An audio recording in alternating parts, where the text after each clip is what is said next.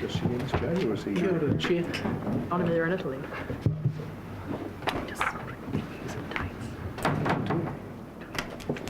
He rangi anō tēnei. It's another day. Hoi anō. Wise. Tēnā tātou e pūhia nei te hau, ua hia nei te au, e whitia nei te rangi. Welcome to all assembled here by the elements around us. E au kunei rangatira, tēnā koutou, a tēnā koutou, e whakawhaiti nei, kai runga ki tēnei, me ki rā Regional Planning Committee. Tēnā tātou katoa. I'd like you, I did invite someone, but we're going to prep and get some practicing. Our karakia is up here for all to see. And I'd welcome you to join with me and I shall set the pace.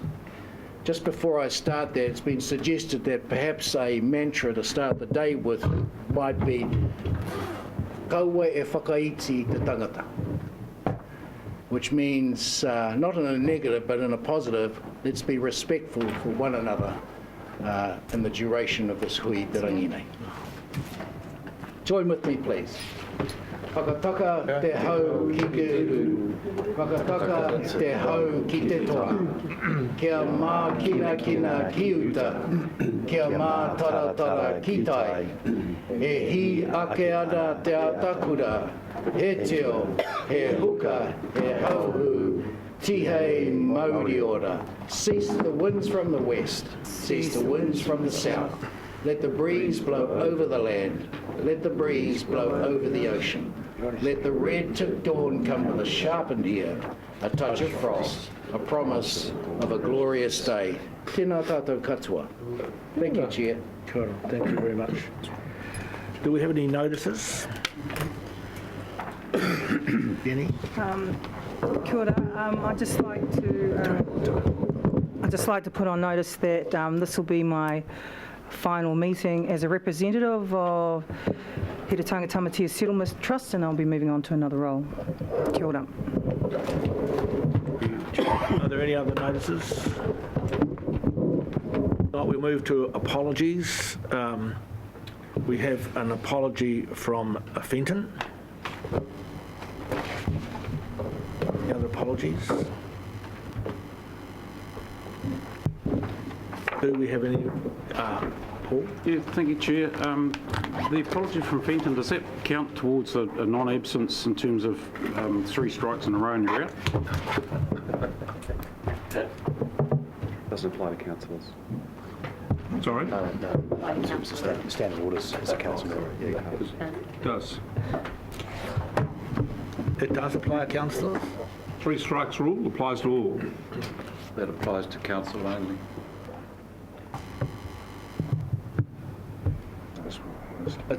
Given that we are so close to an election, if you even did the count from here, it's never going to work. So it's a moot. Okay, yeah, it is a moot point, but I appreciate your thoughts on that, Paul. Not a problem. So, do we have anyone to move to accept the apologies? Move. Mike? Second. Second, Debbie. All those in favour? Thank you. Mike represents Tuwharetoa. Any conflict of interest declarations that are not otherwise recorded, basically concerning today's meeting? There are none. Thank you. Confirmation of the minutes of the last Regional Planning Committee on the 5th of May. We weren't there. That's why I don't have them, probably. Who was there that can... Tanya? Myself. Who chaired? Oh, you chaired, didn't you? Did you? Yeah. Did. It was flying along, let me tell you that. So, are they... Happy to move, Chair. Firstly, is there any corrections in it, just in case? Otherwise, we have a mover. Debbie moves. Do we have a seconder? Peter Paku? Peter Paku will second. All those in favour of accepting those minutes? Aye. Thank you very much. Now, follow-ups from the previous meeting.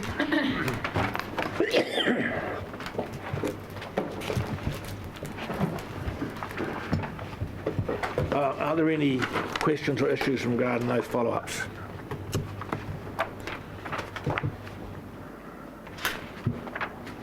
None? For a moment. There are none. We have someone to move that we accept the follow-ups. I'll move. Sorry. I'll second it. No, sorry, you have a question? Yeah, just in terms of the follow-ups, the last one there is the terms of reference, those languishing terms of reference. It says in progress, and it says that the chairs, co-chairs, deputy chairs will be progressing it, but I don't think we've done anything with it for quite some time. No. I think we need to. Yeah, I probably do. It's I'll been- blame Toto. Been gallivanting around the world.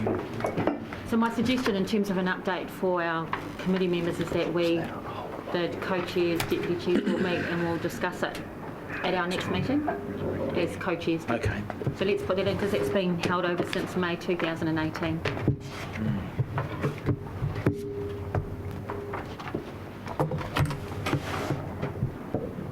Any other issues regarding the follow-ups? If someone can move that we accept the follow-ups, please. I'll move. Rick, second. Tania, all those in favour? Call for minor items not on the agenda. Mr Chairman, Tangata Whenua members have a concern that we are not getting our papers in time. Some people only got them today, and we've got some heavy business to deal with, and it's hard to expect people to do that in a rational way. They don't get their papers in time. We'll record that as a notice, I think, not a... Can I just say that it's not just Tangata Whenua, I have the same problem, so it's affecting Pākehā too. So we're all in the same boat, we're being treated with the same degree of contempt here. Well, I only got feedback from the Tangata Whenua, but my point is, this is not good business. How are people expected to digest 300 pages when you get it on the day of the meeting? Chair, could I just make comment? First of all, there's no reason why anyone should be getting them on the day of the meeting. We do courier them and deliver them to people upon request, so we can get them out at the point that they're issued, and they are issued on the Thursday prior to a meeting on the following Wednesday, so there should be some time, but I take the point that with the volume of paper that we've got, it's even difficult within a 5-day period to absorb all of that. And so as I understand it in this case, the larger of the papers were provided in advance earlier to provide time, so they were uploaded. I'm seeing nodding from the back of the room. So maybe we've got a communication problem that we're not letting you all know when they are being uploaded. And where to find them so that you can do your reading well in advance of the official papers being issued on the Thursday prior. So I'm deeply concerned to hear that somebody may have received the papers today, and I am concerned that there is a view that somehow inadequate time has been provided for. So we'll go back and review our processes. We'll ensure that we're doing a better job of informing you when papers are available online, and we could possibly find some way of monitoring whether or not once they're uploaded, they are being viewed, and then provide you with prompts or reminders that they are there. Because staff are acutely aware of the burden upon you, and we certainly take that burden seriously, and we do have systems and processes in place to try and minimise this burden upon you. So we will go back and look at that once again. And I don't know off the top of my head how we could have gotten to a situation where people received papers today for today's meeting. I'll have to go away and inquire into that matter. I want to just, one of the things is there's been this reliant on couriers who are incompetent. The courier took mine to my office yesterday. That's who I picked mine up yesterday. Others only got theirs today.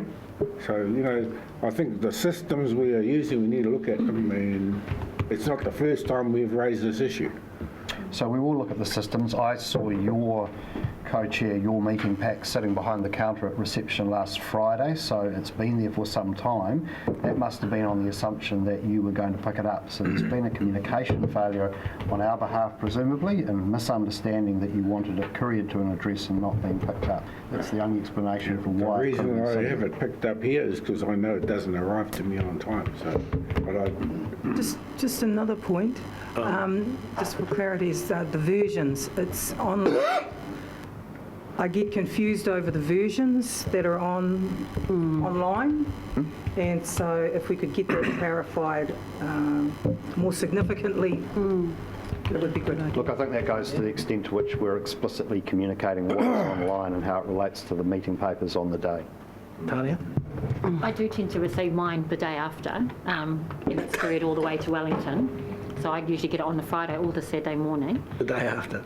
Oh, the day after. Not day after the meeting. No, the day after the meeting. But I think there's a bigger issue, and I would like to put it on the co-chair meeting schedule in terms of matters for us to discuss. Is actually the time period's too short. So we've got the issue, the logistical issue of getting the papers to people. But for me, the time period's too short for us to absorb it, to have discussions, digest. And I know that other councils distribute their papers to their committees.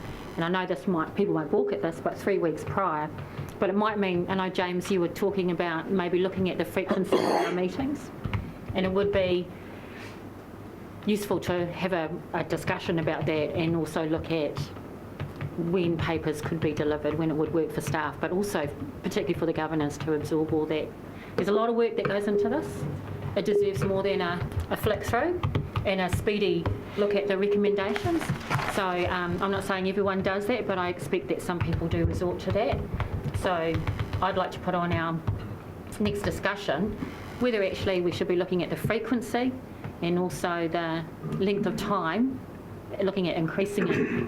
Because, I mean, unless someone's got a reason why they don't really like that, I think we are all better served if we've got a bit more time to digest what's in these papers. Okay. Mr. Chairman, Yes, Alan. my experience with overnight delivery or papers going out on Thursday or Friday is they deliver on Monday morning, and I'm right in town. So I think there needs to be a bit of sorting out with the couriers. Okay, I think we've had enough discussion on that. We need to go back. They're both really, it's an issue of notices, really. So are there any minor items that someone wants to raise after the end of the meeting along that they wish to talk about?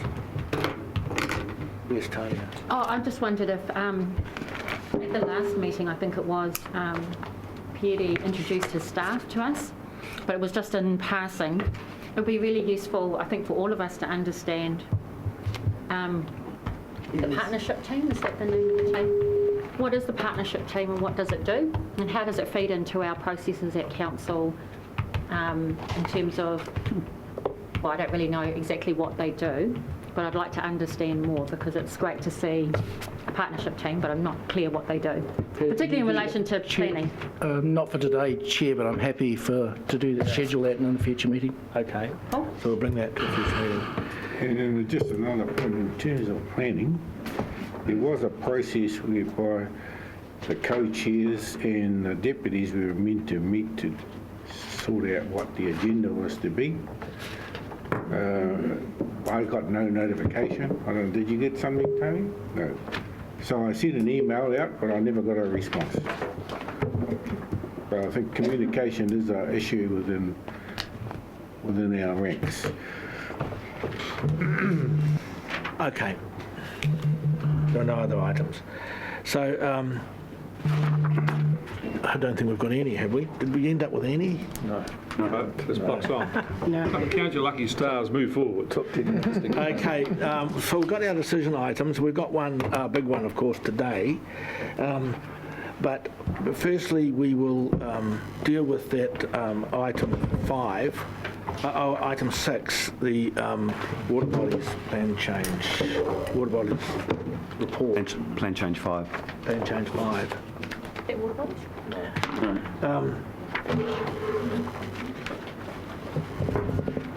you wish to speak to this? Mr. Wright is going to speak to this paper. What item are you referring to? Item 6. Item 6. Don't change 5. Then change 5. Yep.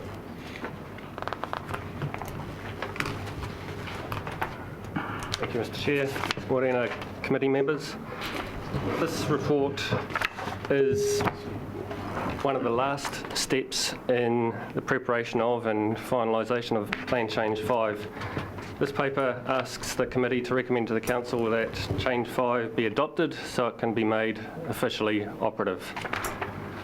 At this point in time, having Change 5 gone through submissions, hearings and some Environment Court proceedings, there's no discretion for this committee to relitigate, revisit matters unless it wants to open a can of worms and go down a path of some sort of further subsequent plan change type process. Last month we had a decision from the Environment Court resolving the last few remaining issues of an appeal relating to definitions of wetland. So that decision from the Environment Court we waited on for a good few months. With that decision now issued by the Environment Court, it has not been subject to any higher appeal court proceedings. So that decision now clears the path for this committee to recommend to the council that Change 5 be made operative. In the paper, a number of key milestones are set out, particularly in paragraph 7, and you'll see there that this thing was kicked off back in 2012. It's been a long journey. Safe to say that plan changes don't happen particularly rapidly. So the recommendations simply are that this committee approves Plan Change 5, or recommends council approves Plan Change 5 to be made operative. There will be some procedural steps to affix the council seal at the right time and place, and then there will be a need to give public notice of the fact that Change 5 is operative from date X, whatever that happens to be. If that was to go through to council, we can make those public notification type dates occur sometime in the month of August. Thank you, Chair. Okay, so we've been through the Environment Court on this one because I think Fed Farmers fought the definition of wetland. Is that correct? The original appeal on the definition of wetland was raised by Hawke's Bay Fish and Game Council, and then there were other parties that came into those proceedings as interested parties. Federated Farmers was one of those, yes. Okay. What was the upshot, if you don't mind me asking? Of the Environment wetland. decision? Long story short, the definition of wetland proposed back in 2012, 13, thereabouts, was one thing, trying to consolidate the definition of wetland that occurred in multiple places throughout the plan at the moment. The court's decision ended up saying we should have a definition for the regional policy statement parts of the plan, which is pretty much identical to that in the RMA. And then for the regional plan parts of the RRMP, including the rules, there is a slightly different limb to it. And rather than having many, many words trying to define what is or isn't a wetland in certain places, there are 4 pictures painting those 1,000 words, maps in other words, for Pokawa, Atua Road, wetlands, what was the other one? These are in the attachment to the paper. Atuma, and Wanstead.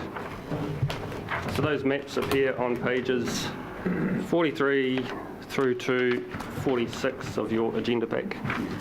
Gavin, I have a question before I go out to.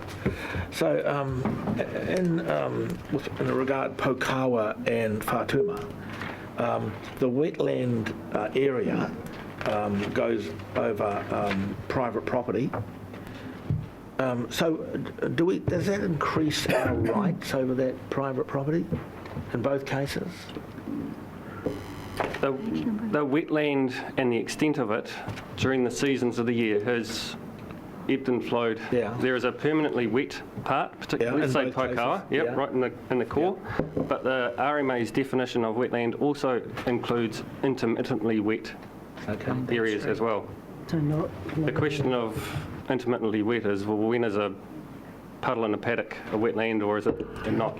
This exercise was informed by some field work by a wetland ecologist commissioned by the Regional Council, looked at the vegetation types present in that location.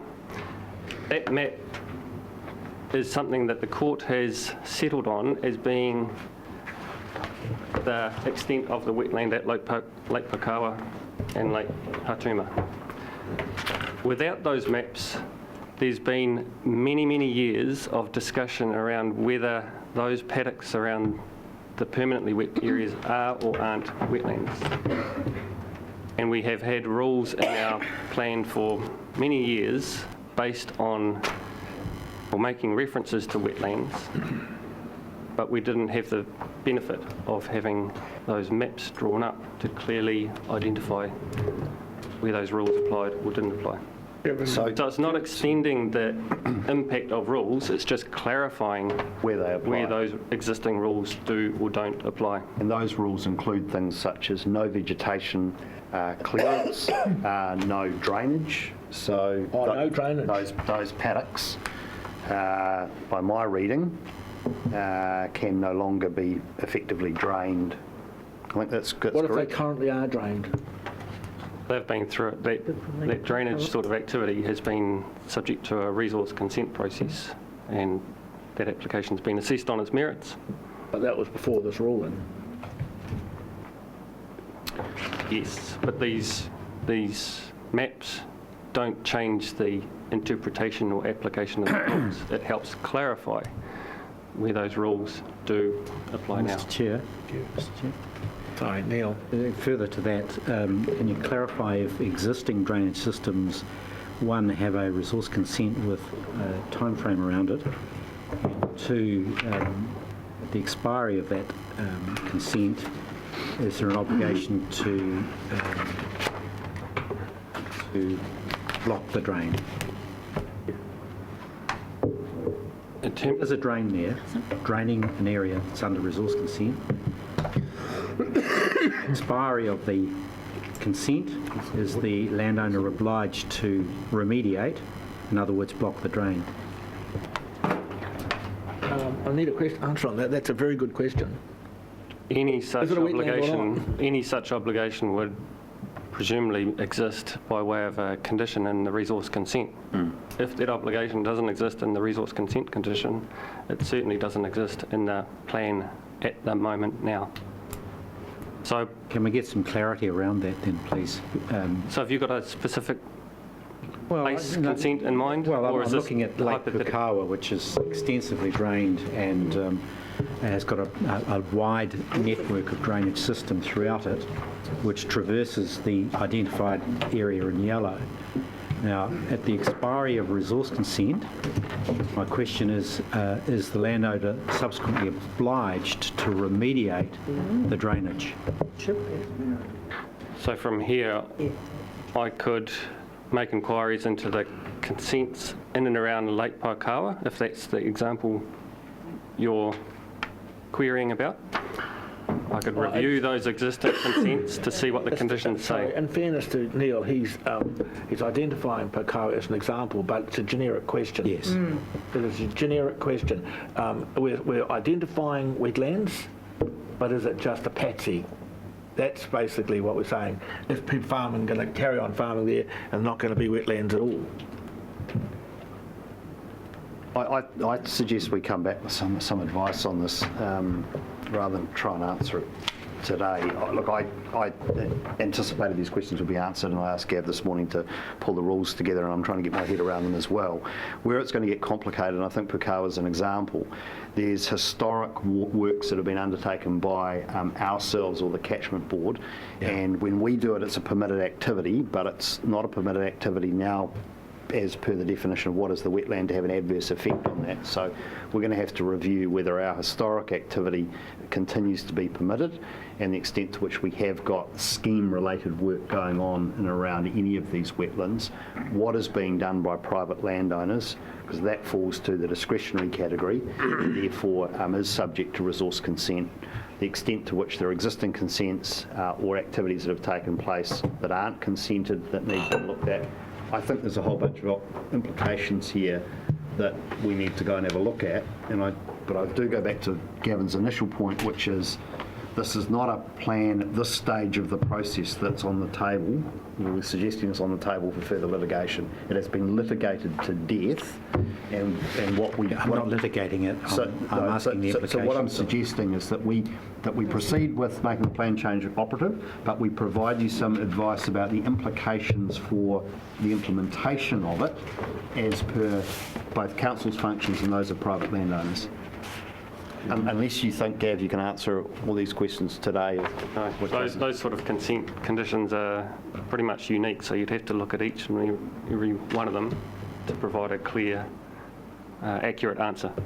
And I suspect it won't be a particularly tidy picture because a lot of this is legacy stuff when councils, and it's actually the policy refers to local authorities, so it could be either ourselves or the district council, have undertaken drainage works, which now will be captured by some of this policy. And so how that is unwound over time is something we'll need to come back and provide you with some advice on.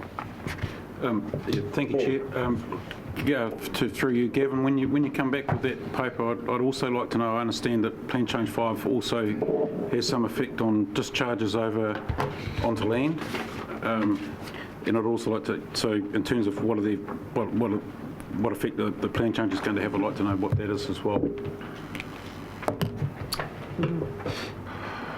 When you bring the paper back for the consequences of what's happening.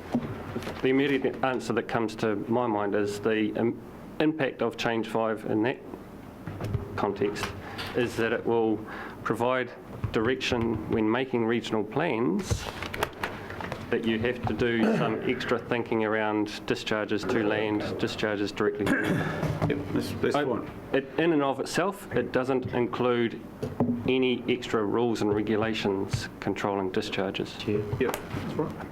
No, Toro, then Tania, then you. Yeah. Question still. In regard to point 10, can you elaborate on why or if RMA requirements in regard to tangata whenua may be compromised decisions? Consideration of tangata whenua.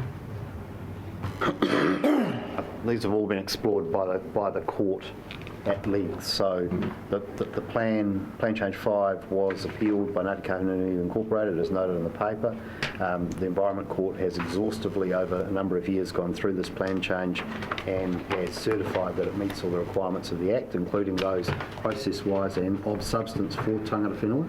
So we're noting that those matters have all been addressed. And ultimately, this plan is about strengthening the management of land and water in the region and defining the extent of wetlands as one part of that, as are all the other policies and rules in there, which actually then flow into the freshwater reform package that we've got. So this is enabling of us meeting our obligations to tangata whenua. Tania, let's take the questions if we can. I have an easy question, I hope. Resource Management 101. So when this plan becomes operative as soon as we pass that resolution, is the 10 years run from that date? The 10-year duty to review or commence a review of the planning provisions? Yes, but in practice this would be incorporated into a parent document, if you like, and there are timeframes that are applicable to that parent document due for review in a time period that's shorter than 10 years anyway. So. Okay, so it's taken a long, long time to get to this point, and then there'll be a time frame shorter than 10 years within which we will need to review the provisions that we've just put into force. Certainly the Chief Executive's hinted at upcoming national direction and reform of RMA and things like that, that will make us relook at all of our land and freshwater planning documents much, much sooner. Thank you. Alan? Yeah, Mr. Chairman, 2 questions. Those 4 wetlands, they're not the only wetlands in Certainly Hawke's not, no. Bay. So why have they been selected? Those 4 were landed upon by the parties in the appeal proceedings I as see. ones that are in contention and cause much headache, Yeah, heartache okay, around the intimately wet areas. Okay, that's fine. And secondly, there is no further recourse or appeal to this plan change at this point? At this point, no, that's correct. At this point? I'm happy to move, Chair. Oh, Neil's got another question. assuming it was to be agreed to be made operative, Yeah. then that's the end of it. That's it? Yeah. Neil? Well, thank you, Mr. Chair. And obviously, this is a resolution or a move to make operative the plan, and this is an operative question, along with the issues around consents for wetland areas. There is a change to objective 27A in regard to riparian margin. Can you tell me if this plan change has a substantial influence or indicates a strong change to the council's management of its riparian margins in regard to vegetation? Change our mowing regime? What happens as a consequence of this? Well, These sorts of planning documents are under the RMA, so certainly when making decisions under that RMA, the council needs to look through these yes, lenses. sure. For non-RMA actions, operational sorts of things, the obligation isn't as onerous or tight. Yeah. Well, just to clarify my question, we've got some answers coming back in regard to wetland management here on in. Can we also have some commentary on the council's approach to managing riparian margin as a consequence of this plan change?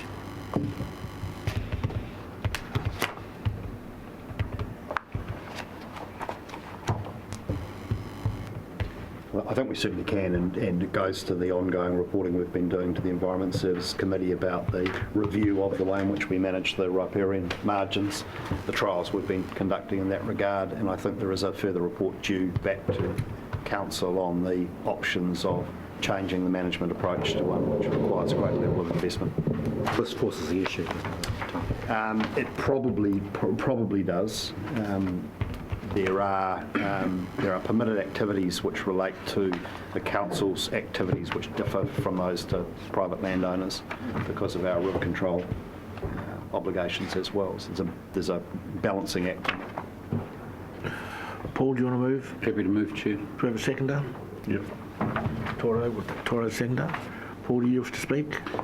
Thank you, Chair. This is a plan change which has predated my involvement with council, going back to 2012, and it's just an example to me, or a lesson to me about how long these things can take. Please, we're at this point. Thank you. Toro, do you speak? No, I do. You know, I see these maps and we talk about we've lost. Excuse me, down there. Having our own conference. Yeah, well, can you not? You butt out, Chief. We have these. 93% of our wetlands have gone, and I appreciate all the hard work that's gone into this, but here we are trying to recover some of our wetlands, but it doesn't appear that we have any teeth when it goes over private land, which of course they all do. All of our wetlands go over private land. So I'm just not sure what we are achieving here. It's great that we're moving a little bit down the track, but if we want to recover our wetlands, there's going to be some hard stories to be told to people who are farming them, essentially. We're either going to do it or we're not going to do it. And I just don't think this goes far enough for me. Anyway, any other comment before I pass back to Paul? Well, I just one brief comment, Chair. The thing I'd say to you is that yes, you're correct, but I think it does leave us open to have a moral discussion with landholders, but only when we've got our own act in order. And my view is that landholders are changing their attitude. It was before plunder, pump, chop, cull, whatever, but people are finally getting the message, and I remain optimistic. I think the only issue here is the one that's identified by Paul, is we've been incredibly slow on this. I grant you it's been with court action and so on, but this is the right thing to do. We should just simply set the moral compass and say this is what we have to do, restore wetlands, and have the discussion with people. We've got money to help with that, and let's get on with it. I think we'll work with the willing, and there will be plenty of willing. Thank you, Chair. I would just like to acknowledge all the people that have been involved in this journey, and Gavin, as you said at the start of your speech just now, this has been a long journey. In your words, the emphasis was on long. We all felt it. I'd like to acknowledge all of the stakeholders who've been involved in the engagement process, and I know some of them are in the room behind us here, and the significance of this decision today is certainly not going unnoticed. I'd also like to acknowledge the people around the room, the table here, and the staff who've put so much time and effort into understanding, getting their heads around this, and I think that in terms of a good way to be moving forward in community collaboration, then we've got some lessons to be learned, but I think that today's decision is significant and momentous. Thank you. Speakers? Paul, do you wish to respond? Yeah, thank you, Chair. I just wanted to endorse the comments made by yourself and Councillor Barker in terms of, if we look back at what the attitude or society's attitudes were back in 2012, it's like chalk and cheese. We've come an awful long way since, and in that respect, I'm almost pleased that the review's not going to be 10 years down the track, but it's going to come up sooner so we can gradually move these things forward. So I think we're in a much better space than what we were before. Thank you. Thank you, Paul. So we have a mover and a seconder. All those in favour?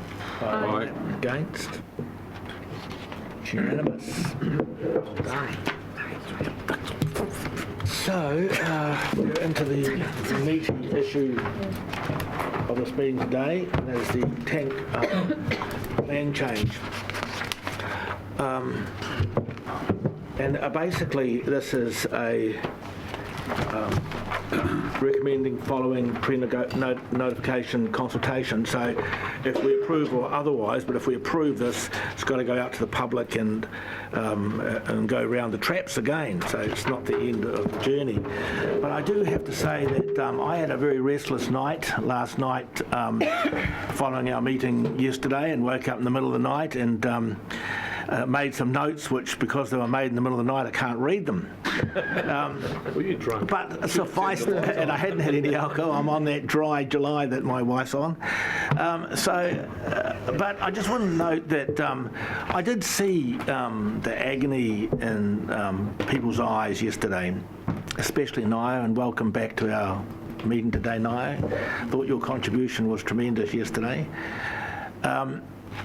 And the frustration, the huge frustration that Tangata Whenua have to seeing their environment completely changed and eroded and devastated over the last 50 to 100 years, 100 to 50 years, whatever the period was. And I've got close to some of the stories about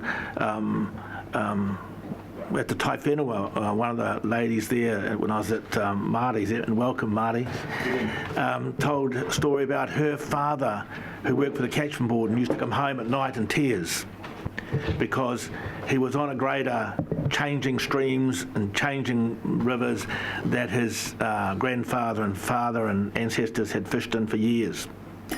So it's not been a great period that any of us should be proud of. But the other thing that I want to address today is the powerlessness which Nio talked about, because that's really relevant, and I myself feel that. So I'm chair of the Regional Council.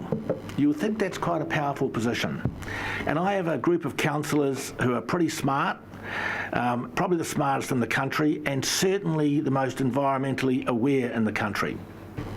I have a chief executive who does this job at a huge financial cost to himself, who come to Hawke's Bay because he wanted to do this job and he wanted to help fix our environment. And he has staff that are quite incredible, and if you spend any time in this office, you see these incredible people who do the job not for money but because they want to make change to the environment. So all these things putting together. And yet yesterday I left the meeting and I drove home, and in front of me I saw this huge fire, gushing poisonous smoke towards Hastings. Huge orchard fire. On Sunday I was at the farmers market, and from about half a kilometre away you could see the fire raging, and it was black smoke, pouring smoke out straight into the inversion layer, as the fire was yesterday, into the inversion layer, and with poisonous gassy smoke, and we all know what that's happening, dropping down on people. I have yelled. I have shouted from the highest rooftop. I have been on the front page of our paper complaining, but still these people light fires in our community. So now I feel some of the powerlessness, and I wonder how I can even carry on doing this job at times. And I wonder why I would even live in Hiratonga when my neighbours are abusing us, not just in water, but in our air as well. So there's deep frustration. Every morning I wake up and if I smell a fire, which I did this morning coming over, I think, how can this continue? But it does. Last month, I visited my new moka in Munich. And Munich is one of the most prosperous cities in the world. And you can swim in the river running through. I watched, because I was there in the summer, I watched people swimming in the river running through Munich. There are no fires in Munich, and their water quality, and there are rules governing their water. And there are no, you cannot light a fire in Bavaria. You cannot light a fire in Holland or Belgium, open fire. You cannot, these are people, this is a civilised nations that control their air. And they have rules to do that. The rules to control their air and rules to control their water. Because if you don't have rules, you will always find people, actually we find quite a lot of people in Hiratonga, since we are talking about tank, who will just do what they want to do. So we need rules. There is no doubt about that.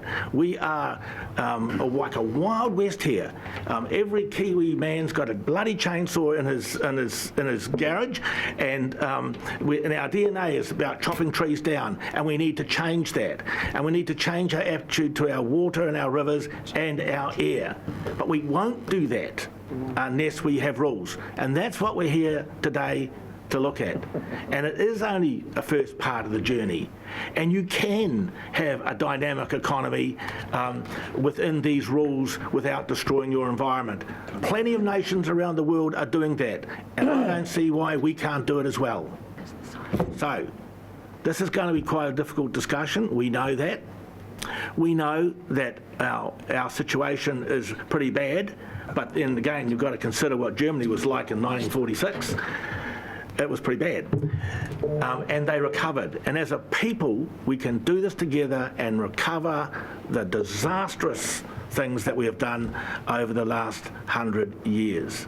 And if we can't, then we've got to answer to our mokapunas. We've got to answer to the people who are expecting us and don't know that all this is going on. They just know something is wrong. They are expecting everyone around this table who's a leader to make decisions to point this community back into the right direction. So that's my speech for the day, and I should hand over the floor now because I'm exhausted. Great election campaign Quite speech. Churchillian, Chairman. It wasn't an election campaign speech, Victoria. No pressure. Okay, so where do you want to start with this? Tom? Here's Tom.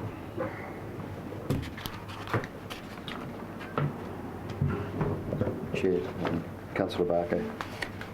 Oh, do you want to make a speech too? No, I'm going to get that recorded, so next time you talk about Chichilian speeches, I'll send it to you. Can I just reflect on this? I thought yesterday, I don't know whether I'm just a yellow hat thinker, but I thought yesterday was really, really good.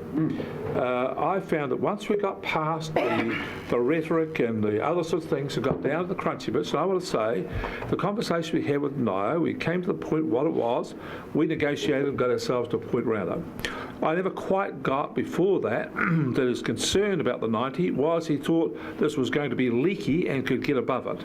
So once I apprehended that, we found a solution to that. The second thing that we came to was that the concern expressed by Nio on behalf of Tangata Whenua was they didn't want to see us sit at the maximum which the waterways could contain. We want to be less than that. So once we've got that in the head, we've got a figure of 80, which will be a difficult carry because this has got to go to the public, but we got to that. The third thing we got onto was about augmentation. And we got, Nio explained the circumstances Tangata Whenua saw the augmentation, had a diagram, not that I think it reflected what people had in mind, but it was a legitimate concern. So I was really interested in exploring this and how we could get our way through this. The point I'm making, Chair, is that I was really encouraged yesterday by the fact that we could get, as governors, clearly articulate what the crunch points were, get a clear description of them, and I thought the councillors and everybody at that meeting were all prepared to negotiate a way past each of these so we could get to a place where we could put a plan out. Now, I am really keen on continuing that. I'm keen on putting aside, because we can all get emotional about this, put aside that for the moment and just focus on identifying the problems, clearly describing what the mischief is, what the problem is, and then applying our minds as to how we can navigate a way through that. If we do that, I think we'll get to the end of this quite comfortably. So that's what I'm really interested in. I'm really interested in carrying on that process from yesterday. I understand we are not squeezed up with an immediate time decision, and I don't mind making decisions quickly. I don't mind that at all. What I want, though, is I want to have at the end of it a sense that we generally agree we've made good decisions and we can be comfortable with them. That's what I want to see here. So I'd like to continue with that.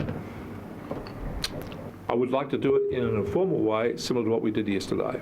So you would like to highlight the major points of disagreement or discussion and see if we can get consensus around it? Sure. Because I thought we made two really big decisions yesterday. I just want to say on the other side of it, we need to appreciate too that this is at the end of the day a political document. This is going to have to go out and get support of the community, and people are going to have to carry this. So we're telling a section of the community out there who want to pump and pump and pump and grow that there is no more. More than that, we're telling them that they're going to have to cut back. So there's going to be a flashpoint here. Now, I want to be able to do that in a way that I'm confident in winning it. Now, to go from 90 back to 80, for me, the argument is quite simple. This represents, over 10 years, a 1% reduction in usage over 10 years. That's what it represents. And I think we can all find 1% efficiency somehow. It's not an impossible target. We can all do that. So this is an achievable thing to do, and it's for the betterment of the waterways. If we get ourselves back to 80, then the pressure on for augmentation, in my opinion, will almost certainly disappear. Because in my experience, the first 10% you take of anything is the part that has the least. The last 10% is the part that has the most effect. So we're looking at the waterways, the last 10% of the water we take out of it is the one that's going to have the most dramatic effect. I studied all this in economics, called marginal analysis, but I won't bore you with that. Oh, why not? But just to give you a simple explanation, if you drive in Wellington or in Auckland on the school holidays, the roads are almost clear. Coming in from the northern part of Wellington, you can reduce your travel time by a quarter to a third. And that is because 3% of the cars are off the road because of the school holidays. Just 3%. So what happens in small amounts the most has quite a dramatic effect on the whole. So we're going to shift 10% off. I think we're going to have quite a dramatic effect. I'm going to do all the maths of it, but I'm confident about that. But I just want to go back and identify the crunch points, have an informal discussion, see if we can work our way through it. I'm confident we can get there. That's what I like to do. Jeremy? Like you, I slept well last night. Because you give me crap. I think we did make some good mind shifts, if I'll put it that way. I think we do need to show leadership in terms of managing the expectation of people who have got bad behaviours in terms of water use. And I think someone raised the issue yesterday about how we have probably got the highest abuse records in the country in terms of our use of water.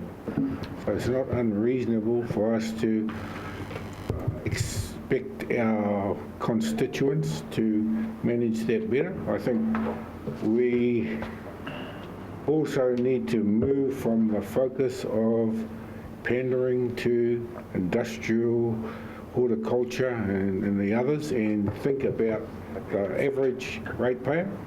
If you go on to the Napier News Facebook page, you will see pictures of people's water coming out orange, brown, black, yellow and whatever, and they are the people that matter. Not what we don't want to do is end up with a civil war in the next 10 years over water rights because 6% of the population will own 80% of the water. And that's where we have seen it going. Where you got down in Central Hawke's Bay where a very small handful of people actually own the water. And we have an obligation to all New Zealanders. I know you say we sit here as Māori people. We sit here as citizens as well. We sit here to represent, as you talk about your Māori friends, we got Pākehā friends. I'm married to a Pākehā. We represent the community too. So our interests are not just specifically in terms of what our rights are. Having said that, I say Māori have shared this resource and it's been abused. And one of the reasons it's been abused is there's been a lack of monitoring. The role of this regional council is meant to monitor its rules, and it hasn't been doing that. And things have run away on us.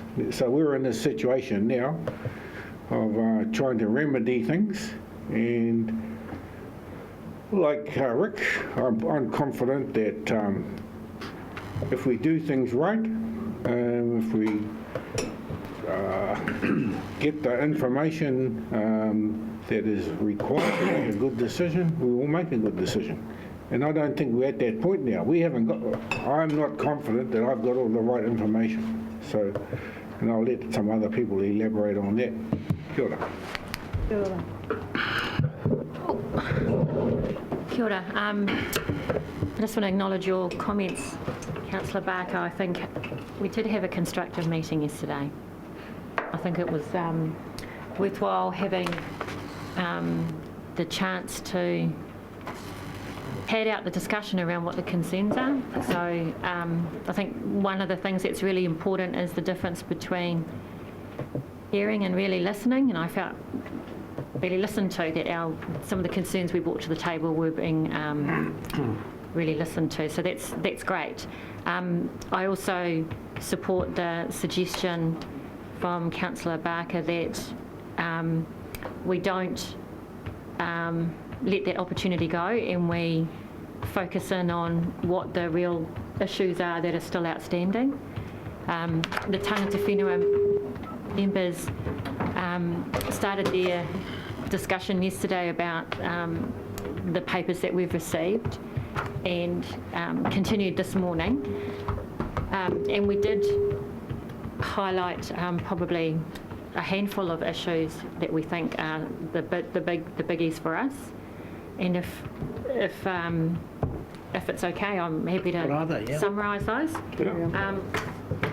So we heard yesterday from staff that flow enhancement provisions were absolutely key to this plan, and we just could not do without flow enhancement. We note from the submissions from tangata whenua groups that they were really opposed in principle to flow enhancement. We've been having those discussions, and we think that if we are given the opportunity to look at those provisions more closely and actually focus on the enhancement as opposed to, because we don't think that word really fully reflects what we'd like to see happening, that perhaps we could come out with a collaborative, better drafted provision. So that would require a significant shift from those tangata whenua groups to accept that. But we are hopeful that we could have that discussion and we could come up with something that we could bring back. So we know how critical that is. So we've focused in on that one.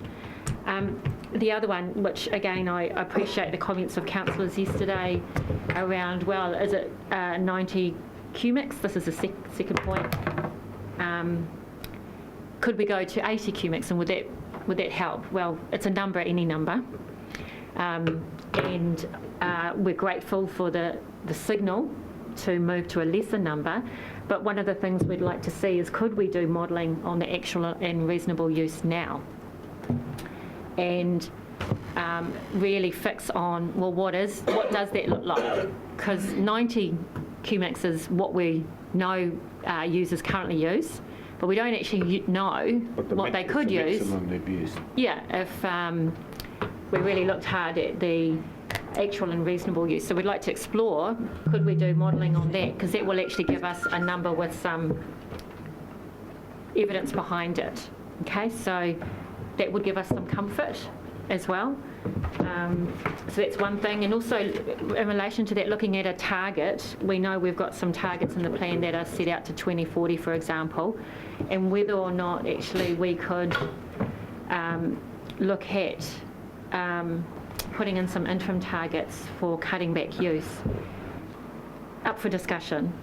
The other point that was made this morning was to make sure that if there are any reductions in the use by users, that savings, for want of a better word, gets put back into the environment, not reallocated. So those are just around that issue of the 90, the magic number 90. The third one, for tangata whenua, but for all of us as decision makers, is the provisions relating to 6E, recognise and provide for the relationship of Māori with their taonga, in this case awa, springs, aquifers. Section 7A, particular regard to kaitiakitanga. 8, take into account the principles of the Treaty of Waitangi, and also I think it's in the National Policy Statement for fresh water around recognising mana o te wai. Now I know there is some language in the officer's reports about those. We're not satisfied with that alone. We would like more detail around how the plan does provide for those things. So taking staff word it, we've provided for that as we should. We just want to get more comfort around actually seeing that in the plan. So that was point 3. Point 4, and the last one for this discussion. I don't think we have discussed at this table how the outstanding water body plan change and the tank plan change marry together.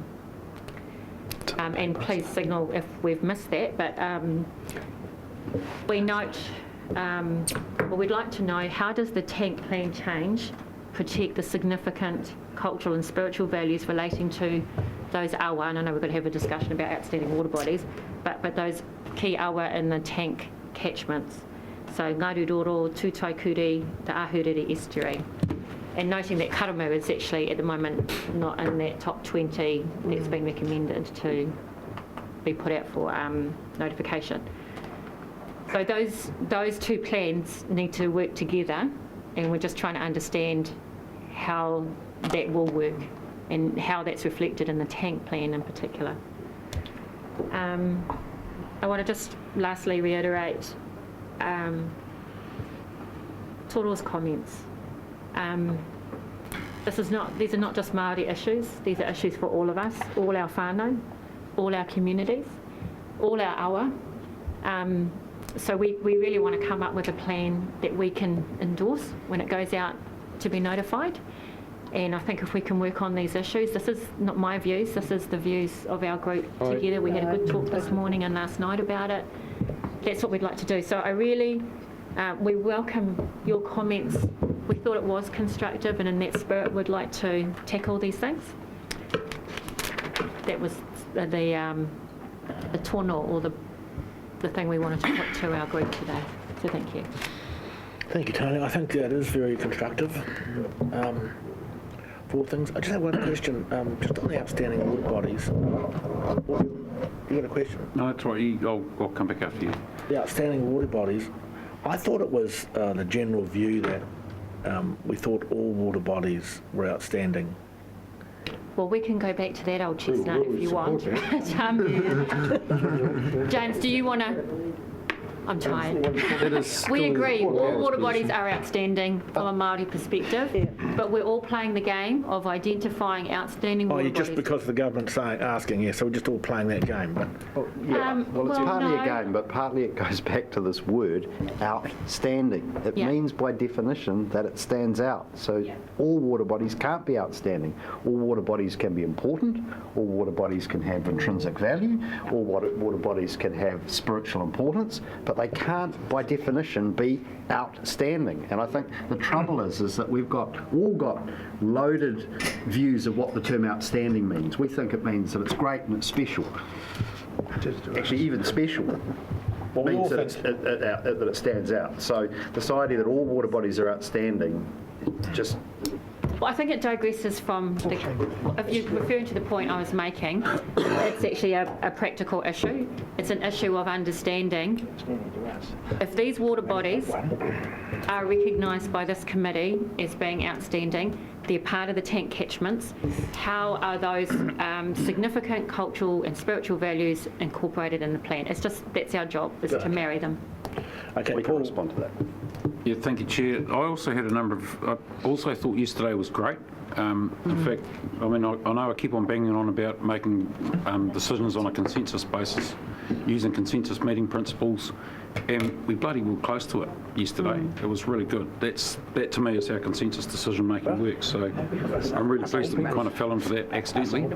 could you peel that, Mr. Moy? I'll have you exit, Mr. Moy. Too whare toa. Yeah, too whare toa will be out in a second if you don't stop. We're just wondering whether we could have one of the blankets that you gave us in 1840 back.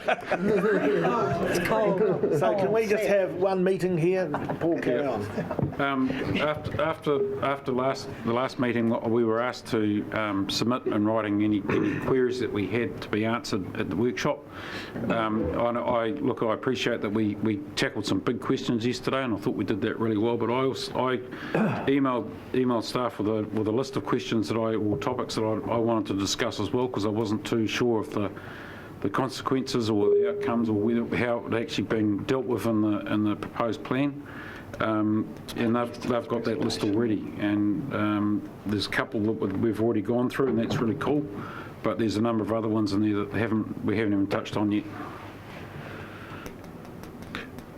Sorry. No, before we get down into the nitty-gritty of these things, I just want to stand back and say, right, excellent, we've now got 4 topics to discuss.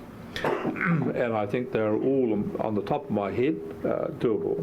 So I'd just like to hear from James as our sort of guide on how these things are best handled. How do you think, could you suggest, James, how we could best progress these, given the content of them, to make sure we get to a conclusion of this? So I don't want to stick to the agenda of the committee on this at the moment, if we can find a way through it. So how do you think we can get through this? Want to take a break for 10 minutes while we think about it? Well, no. I think we've got a sense of where to from here. We were supplied just prior to the meeting, immediately prior to the meeting, with a summary document which is a slightly more elaborate articulation of what Tanya has just expressed by way of what are the issues that remain unresolved and their significance.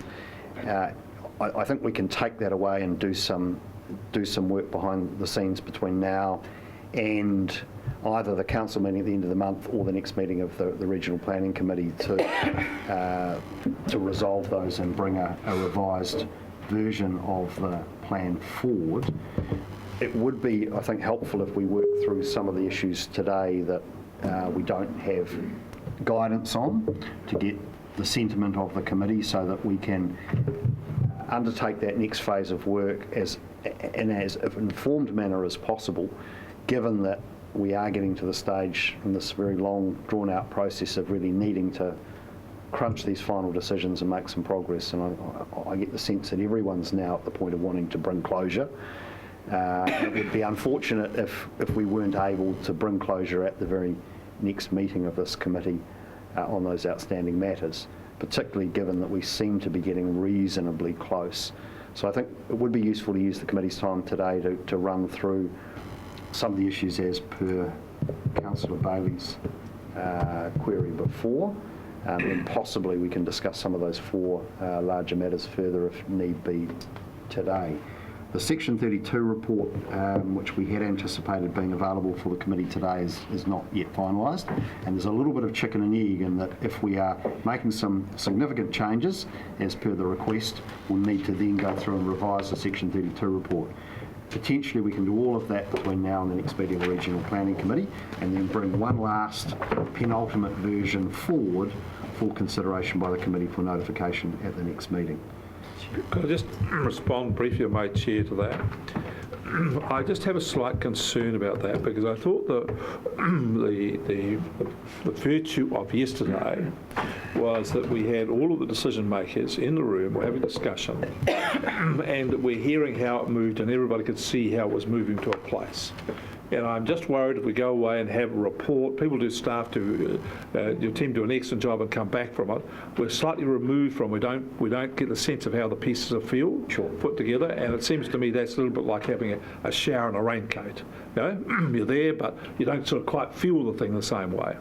So I'm more interested in having a sort of an organic discussion with us here, so we put the issues up, work through them, we'll get the sense of feedback immediately, and then people can see how for themselves, feel for themselves how the compromises and the changes are being made, and get the reassurance about that. So I'm more interested in trying to do that. And I would think it would be good, for example, on the enhancement, I thought we got, in my view, about halfway through the conversation before we had to stop. I'd like to pick that up and complete it so you get a feel for, you know, what the decision makings are, feel about this for when you write it. So when you write it, we see what we've got. On the 90 QMX and the modelling, I think it's also a discussion we can have about that. So I think we're on the same page. I think we can use the committee's time today to dive into some of these issues and get some sentiment. Yep. What I'm reflecting is that Tony said before that there is some rewording potentially around augmentation. For example, we might be able to agree, and I don't think we should try and wordsmith that in the committee. When we go away and do some more work for the next meeting, certainly the anticipation is we will be working with the independent advisors of the Tangata Whenua reps and Ngāti Kahungunu Incorporated to get some level of satisfaction. There's no point in us going away and doing some work behind closed doors, bringing it back and then going around it once again. We really do need to bring this to Okay.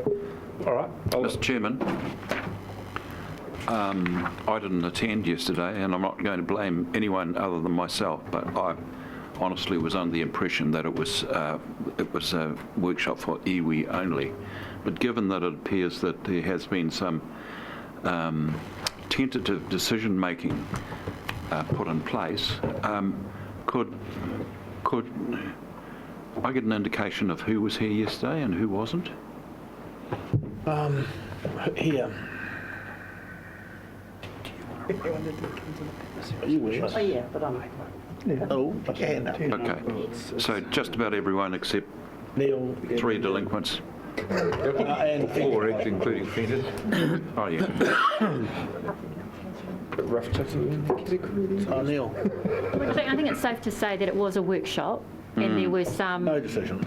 suggestions about how we could try and find some compromise or ways to work these issues out, but obviously no decisions. Neil, you've got a... Yeah, Mr. Chair, just in light of the very significant discussions just been had, I wonder whether we are in a position to actually recommend recommendation 1 and leave those issues that are in for further discussion as a part of recommendation 2. So we could leave recommendation 2 just lay on the table.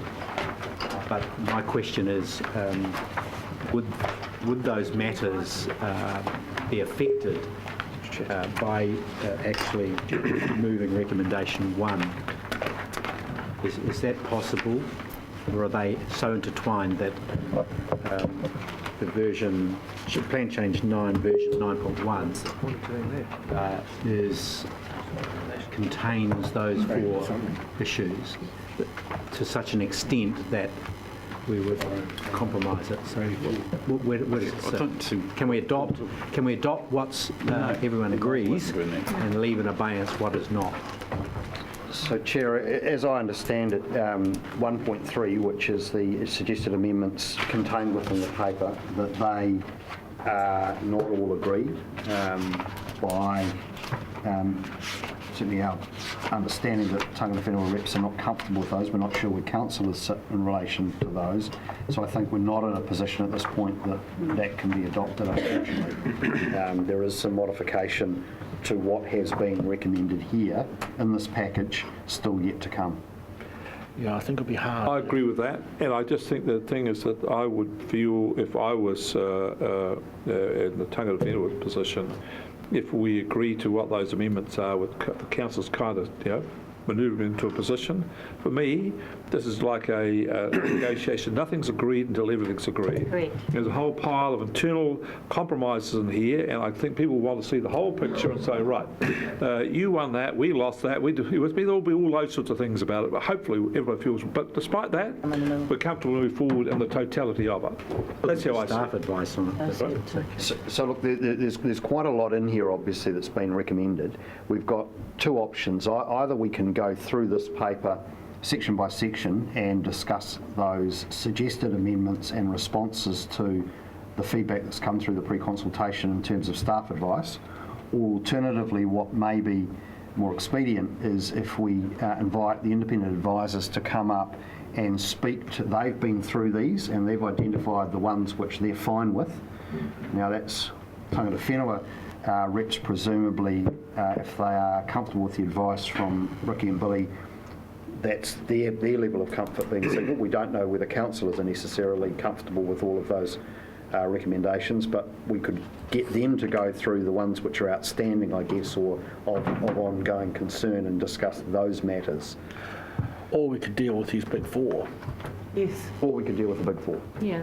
Yes. I mean, I agree with Rick that nothing's agreed till everything's agreed. And I also agree a bit much with you today, Rick, is that, a good plan is better than a perfect plan tomorrow.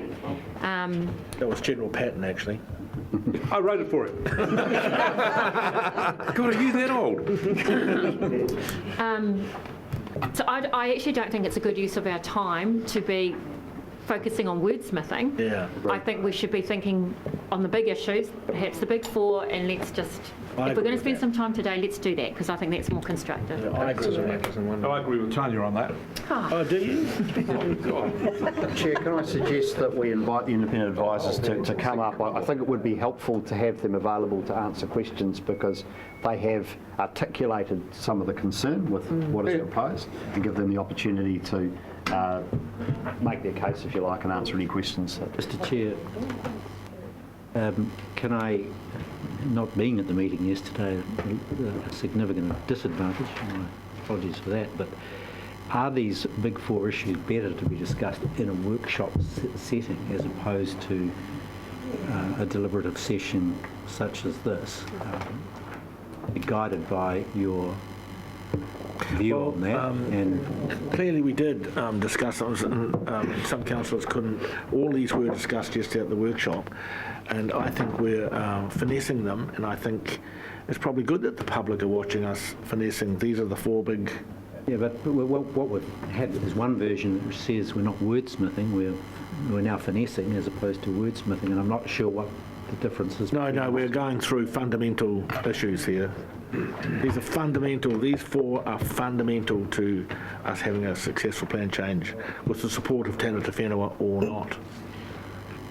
And these issues are the political drivers of whether there is a package here that is acceptable and sellable to the community at large. That's right. And the more the community hears what the give and take around these issues is, the better off we're going to be in the long run, because some very fundamental issues have been raised here about water use, level of water use, ability to cut back water use, flow enhancement, storage.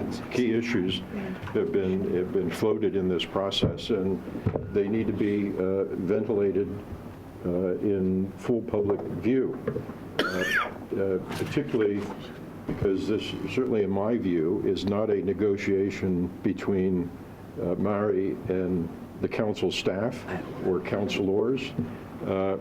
This plan had its genesis in a 6-year-long community-led process that involved a lot of stakeholders.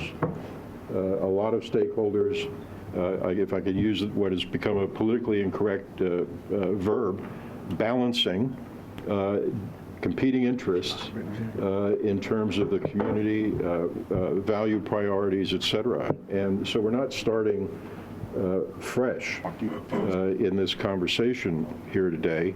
You see the surface. We are starting at a place that with a plan that I think fairly represented where the tank process got to.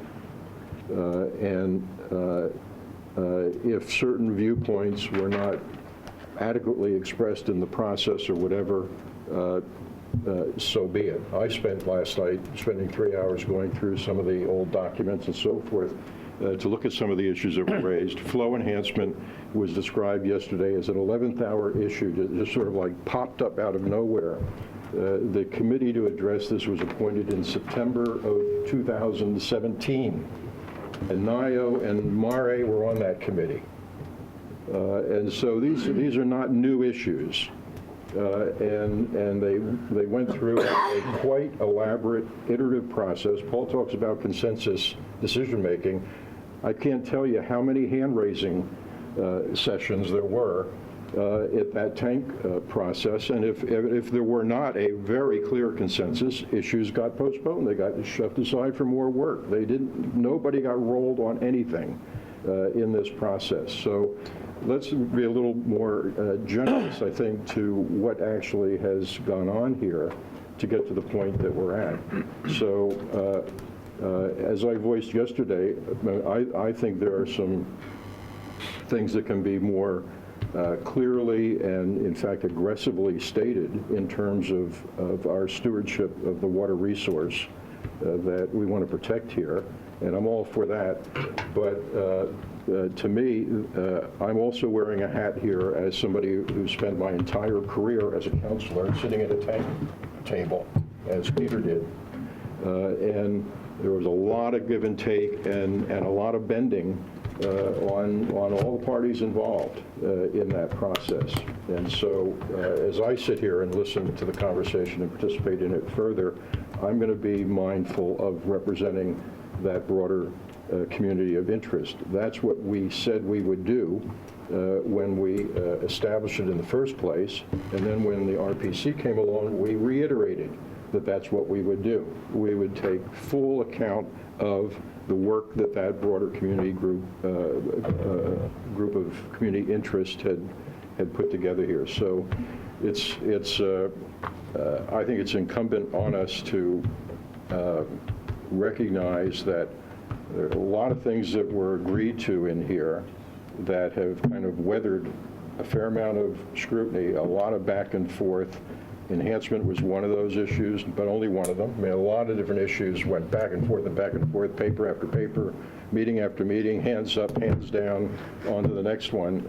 So that work was important to have done, and it reflects, it is a base on which we can build to sell the outcome here to the rest of the community when the time comes to do that. If we stray terribly far away from where the tank group came out, we'll have a problem. And, it'll fall to us to sell it. And if you want me to help sell it, then I'm going to be paying attention to how far or not it strays from the principles that were set out by the tank group. Thank you, Tom. Do you? Oh, no, I was just, and I understand that, Tom. I think we all do. I think there were some issues, though, that were unresolved by Tank and left outstanding, and I'm expecting that flow enhancement was one of those. Yeah. But I mean, acknowledge that a lot of work was done, and we're still left with this issue, which is now on this table before this group to find some resolution. And totally agree. I remember the meeting of the RPC, well, where we were clear that we would take into account, if that's the right words, the recommendations from the Tank group, but also mindful that some were not resolved. So that's what we need to do. I mean, the reality is we have to make decisions. Yep. Well, Mr Chair, probably the point I'm wanting to make is that we are addressing these issues tabled, the 4 issues tabled just this morning, without the appropriate background paper to go with it. So we could perhaps we could spend an hour on each topic. That'll take us through to 4 o'clock. But I'm wondering, in fact, whether we do need to extract out of the draft document the relevant sections, the changes that are proposed, and a dialogue around those particular issues. We can spend a lot of time now and each of us give a Churchillian speech about how we feel about each issue. But I wonder, in fact, do we arrive at a point at 4 or 5 o'clock tonight that we've actually got something to go forward with? Well, I think we shall see. These are just, we all know what Tank's agreed to, and these are slight adjustments, slight and some major, and just see if we can come to an agreement on them. So I think we've just got to work through these 4 biggies. Can I suggest, Chair, that we start with the flow enhancement discussion, because we were halfway through that yesterday, and I think we were close to coming to some sort of agreement. There were just a couple of points for me that I thought was we could come to an agreement on, and that is that at the end of the day, the issue for me is as I understood it was not so much using flow enhancement or whatever we want to call it. It's about making sure that we look after as high up the reach of a river as what we possibly can, or a stream as what we possibly can. So it's about having how many points are we going to recharge a riverway from, instead of just a handful where there's might be 30 or 40 different little creeks or whatever coming from, or drains coming from going into a catchment. Can we capture as many of those as we possibly can, as high up as what we possibly can, because there must be wells all over the place, and I'm sure that the water users would be comfortable or prepared to look at contributing some of that take to enable that to happen, and that way, everyone, to my mind, everyone's reasonably happy with what's going on. Yeah, you're getting into the substance of the. We will do number 1 first, flow enhancement. But what we're going to do now is we're going to have to stop and have a cup of tea, and then we'll call 2 advisors, Billy and Ricky, up. And Nio, I'd like to invite you up as well. No. Yeah, thank you. He's gone up. After smoke, so let's break and have a cup of tea. I think it should be on a performance. Solution that gets paid, no solution, no pay. How about that? Because I'm letting you off early, we're back here at 22. 22,